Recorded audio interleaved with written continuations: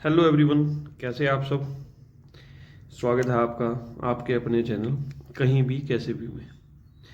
आज महाशिवरात्रि के दिन आपको लेकर चलते हैं कैलाश मणि महेश कैलाश की परिक्रमा पे।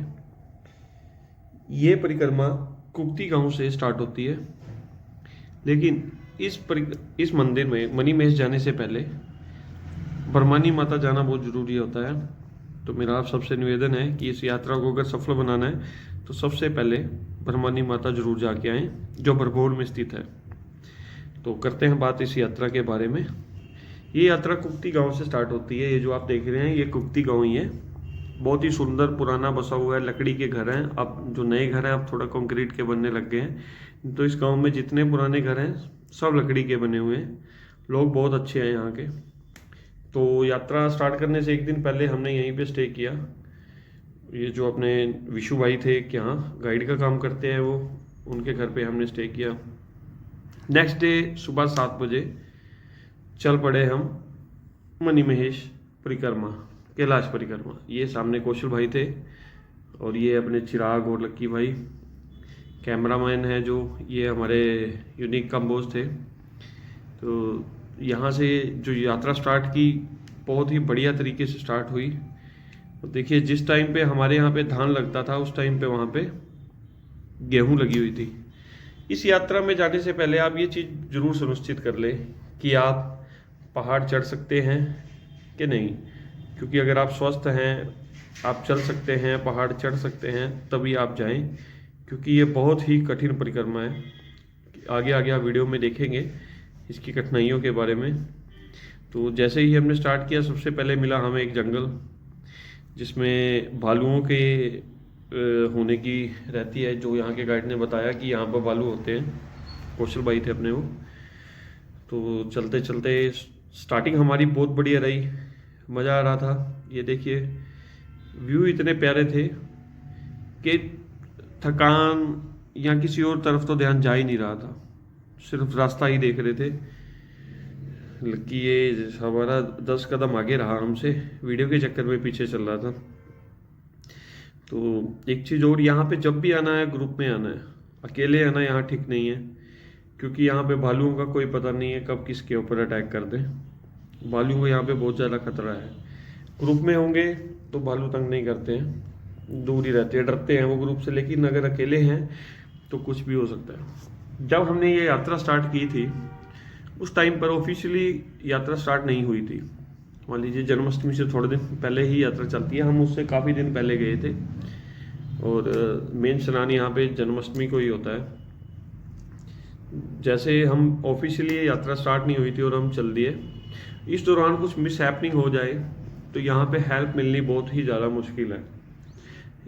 ये रास्ते में ये आप देख सकते हैं, ये कांटों वाला जंगल, ये पूरे कांटे थे इस जंगल में। और अपने में एक भाई थे ऊना के, वो बिल्कुल नंगे पैर चल रहे थे। हमारे जूतों में से भी पत्थर निकल गए थे, लेकिन वो नंगे पैर गए। उनके पूरे रास्ते में सिर्फ एक पत्थर उनके पैर को लगा था। बहुत वो भोलेनाथ ने उनकी मदद की, साथ ले गए। ये कांटे हम जो शूज़ पहन रखे थे जिन्होंने, हम आगे चलते रहे ताकि कांटे कूंटे हम थोड़ा साइड में करते चले, उनको कोई प्रॉब्लम ना आए। हाँ जी, ये भाई जो अभी आए थे जी। तो स्टार्टिंग कुछ इस तरीके से थी। मणि महेश मैंने सुना था लेकिन कभी गए नहीं। अभी कभी यहाँ आना है तो सबसे पहले पठानकोट, जो हमारा रास्ता रहा, चक्की बैंक से हम राइट साइड हो गए, डलोजी होते हुए आए हम इसमें। डलोजी के बाद चंबा, चंबा से भरमौर, भरमौर से फिर यहाँ पे कुक्ति पहुँचे थे। इस यात्रा के भी दो रास्ते हैं। एक रास्ता है हटसर होके, हटसर से हम जा सकते हैं, और जो दूसरा रास्ता है वो है कुक्ति वाला। कुक्ति से परिक्रमा होती है, हटसर से सीधी चढ़ाई है, बिल्कुल 13 किलोमीटर का ट्रैक है, वो एक दिन में पूरा हो जाता है। लेकिन यहाँ पर 2 दिन लग जाते हैं। 2 दिन हम 11-11 घंटे चले तब कहीं यहाँ पर पहुँच सके। ये देखिए चलते चलते इतने ऊपर आ गए थे कि बादल भी हमसे नीचे लग रहे थे, देख सकते हैं आप। बहुत ही अच्छा, बहुत प्यारा व्यू था यहाँ का। ये जोत से पहले था। जोत से पहले एक जगह पड़ती है हनुमान शिला। हम हनुमान शिला में पहले दिन जैसे हम चले तो नाइट स्टे हमने हनुमान शिला में की।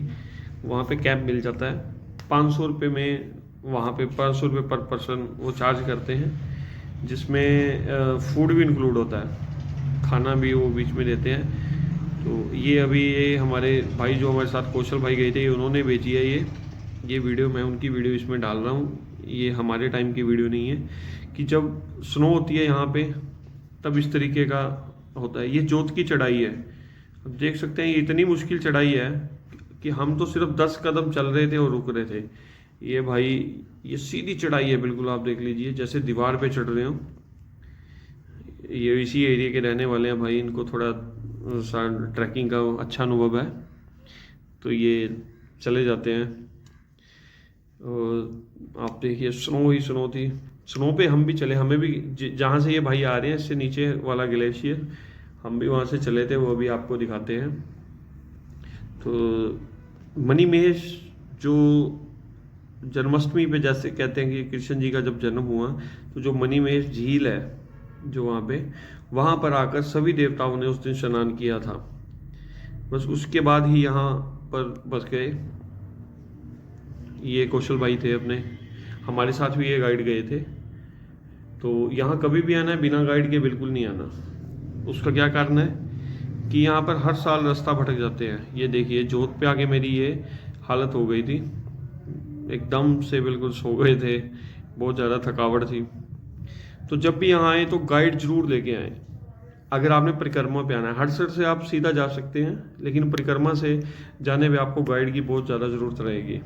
क्यों? क्योंकि वो भी हम आपको आगे दिखाते हैं कि गाइड की हमें ज़रूरत कहाँ पड़ी। वैसे तो हम चलते गए, तो जब जोत की हम डाउन उतरे तो डाउन उतरते हुए सारा स्लाइडिंग हो रखा था। रास्ता था ही नहीं, रास्ता सारा ख़त्म हो चुका था। तब कौशल भाई जैसे ये गाइड है, ये यहाँ आते जाते रहते हैं, तो इन्होंने थोड़ा दिशा के हिसाब से ही इन्होंने रास्ता बता दिया था। ये ग्लेशियर जिसकी मैं बात कर रहा, जो हम चढ़े थे, ये जोत से पहले था। यहाँ पर आपको हर तरीके का मौसम मिलेगा। मान लीजिए प्लेन तो बहुत कम मिलेगा, वैसे चढ़ाई उतराई, नदी, बर्फ और डाउन, ये हम जहाँ पे आपको दिख रहे हैं, यहाँ पर आकर ये स्लाइडिंग की वजह से सारा रास्ता ख़त्म हो चुका था।